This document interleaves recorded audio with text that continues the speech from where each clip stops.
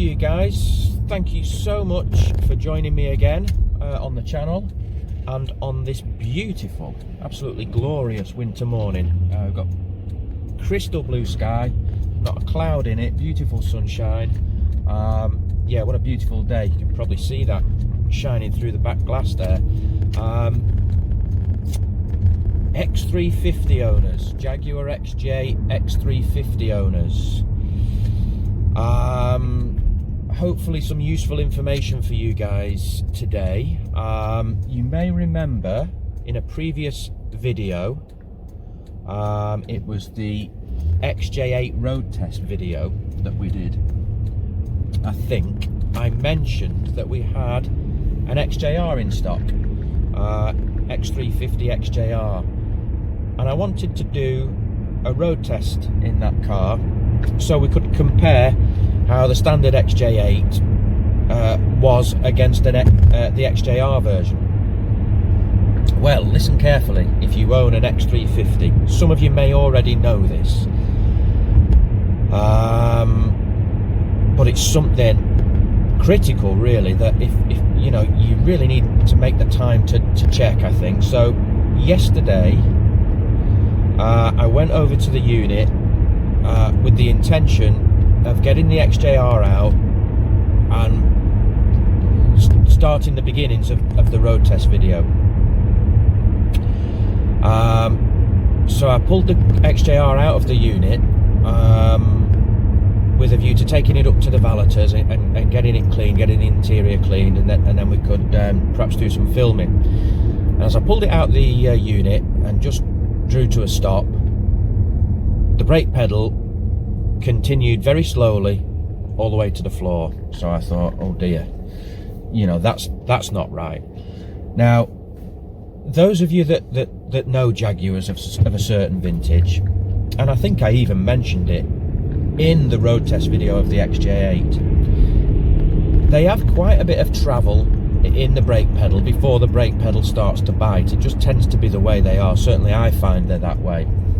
So I thought, okay, you know, nothing, you know, I thought, is it perhaps a little bit of air in the system because it's been stud?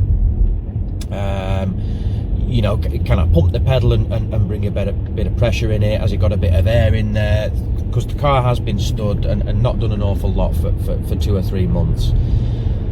So I checked the brake fluid level. That was the first thing. I thought, well, I'll check the brake fluid level. So I had a look, and it had, you know, it wasn't discernibly low. You know, it hadn't gone below the minimum marker on the brake fluid reservoir. So I thought, well, we'll top it up. So I topped it up to max and thought, right, let's give it a try and see how we go. Jump back in, pump the pedal. Absolutely nothing at all in the brake pedal. Not good. So upon getting on my hands and knees and crawling underneath, we've got a brake pipe towards the rear, and it's completely split, and we've got brake fluid just pouring out and absolutely no brake pedal. So essentially a full brake failure. Now fortunately, and it's only by fortune really, that I was still at the unit. You know, I mean, there's every likelihood, you know, that could have occurred at any moment, you know, without any prior warning, which quite frankly, for any car, but particularly a big heavy car like that, a powerful car, and a car with no, absolutely, what is the point? What is the point in these electronic handbrakes? You know, they're no good to anybody, are they? You know, even at 20-30 mile an hour, if you've had a brake failure, at least with an a traditional emergency pull-on handbrake, you've some chance, haven't you, of slowing it down.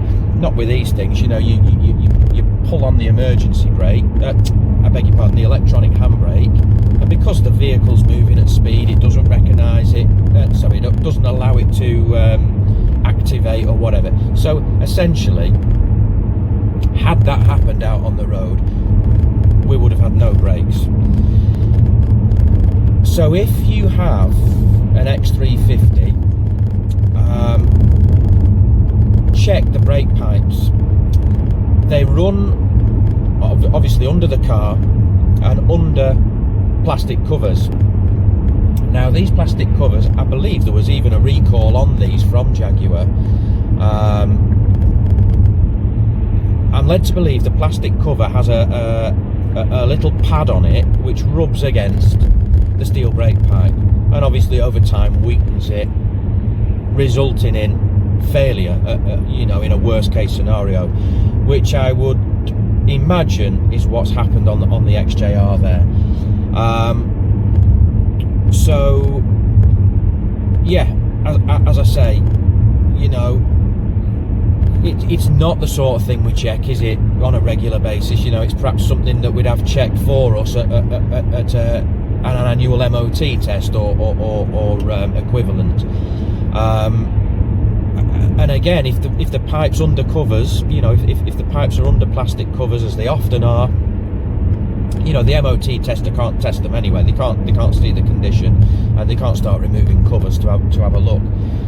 So guys, my advice for today, if you own an X350, get those brake pipes checked, because it frightened me. I thought, wow, as I say, we could have been 40, 50 motorway speeds quite easily with a brake failure on our hands. So check them, get them checked, remove those covers, have a look at them, and if there's any sign of any damage or you know, rubbing against the pipes, you know, get them changed. I'd hate to think, you know, that anyone would end up in a similar situation, as I say, on the road. You know, it's frightening to think about, really. So that would be my advice, guys. If you're an XJ X350 owner, check those brake pipes. So, as I say, the XJR road test video has had to go on the back burner until I get that brake pipe replaced and get the problem remedied. So what I'm going to do instead, we've got a nice XK8 in stock, a nice low mileage X100 XK8, so I'm going to do a road test video on that for you instead. It's a beautiful day today, so as I say, if I get the opportunity, we'll get it out on the road and I'll do some filming with that instead, and hopefully we'll have a road test video for you coming in the next day or two on that. So apologies if you were waiting for the XJR road test. I will get it done, but as I say, it's just had to go on the back burner until I can get the brake pipe repaired. So yeah, so that's the update for today. As I say, I'm on my way over to the unit. Let's get that XK8 out and get that road test done for you. Check your brake pipes, and I'll catch you on the next video, guys. Take it easy.